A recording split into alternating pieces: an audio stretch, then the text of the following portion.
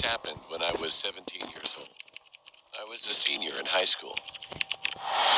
It was the middle of the week, and my friends and I were chatting online about wanting to do something new and fun over the weekend. We usually just went to the movies, went to the mall, or got dinner. And I thought we should try something different. The next day, I was in the computer lab for one of my classes, and I had some time to kill because I finished my assignment early. Keep in mind, Snapchat and Instagram were just starting up and didn't have the same kind of popularity as it has today. So the only thing we really had at the time was Facebook. However, my school was strict and blocked Facebook, so the only thing I could really do was read articles on news websites. While searching and scrolling through the internet, an article showed up. It was about an interview with a man who was discussing the truth of paranormal activity around the area I grew up in. Intrigued, I read the article and looked up the places the guy was talking about. And sure enough, I found a bunch of things. One place in particular caught my eye. It was a place about 20 minutes away from where I lived.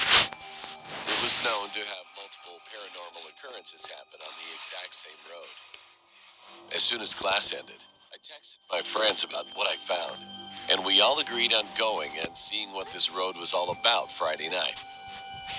Friday night finally arrived.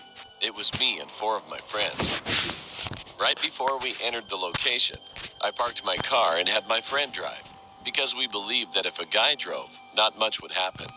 So she drove my car while I was sitting in the passenger seat. While switching seats, my other friends put baby powder on the top of my car, because one of my other friends read that it helps people see when ghosts touch or brush your car. It started to drizzle a bit, which bummed us out because the baby powder would be washed away. As we were driving my car, we turned off the radio to make it more suspenseful. All of a sudden, we heard someone from a distance scream bloody murder. At that moment, I heard the sound of a car door trying to be opened, as if someone was aggressively trying to get into my car. After that, we saw a police car driving so fast with the sirens on, as if they were chasing someone on a major highway. The problem with that was the road was paper thin and had tons of sharp turns, so you couldn't go that fast without crashing into another car. Plus, the car didn't have any of the county police or trooper tags from the area I lived in. I knew that because my dad was a cop, and I saw all kinds of different cop tags in my lifetime. I was freaked out that those two things just occurred. We were all freaked out and drove to the nearest parking lot so that we could calm down. As we got out of the car, one of my friends started to freak out even more. The baby powder on the roof of my car was smeared, and it was all over my passenger seat side door. What was even more creepy was the fact that there were finger marks all over the door. Now, this wouldn't normally creep me out, but we were driving the entire time, and we all made sure not to touch the doors when entering the car. The strangest part was that the finger marks had no fingerprints, but were clearly shaped like a hand.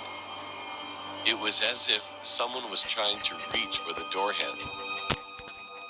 Not only that, but we also noticed that there were fingernail claw marks on my door handle. This freaked me out because earlier I heard someone violently trying to open my door. In the next few days, we told everyone, both online and in person, about that night and how it freaked us all out. Then someone sent me a link to an article about the street we drove on and all the activity that occurred on it. But it wasn't the one I originally read. It was a different one. As I was reading the website, I started to notice that all the things mentioned also happened to me the same exact way that night.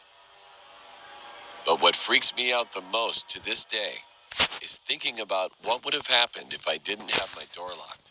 Would the door have opened up?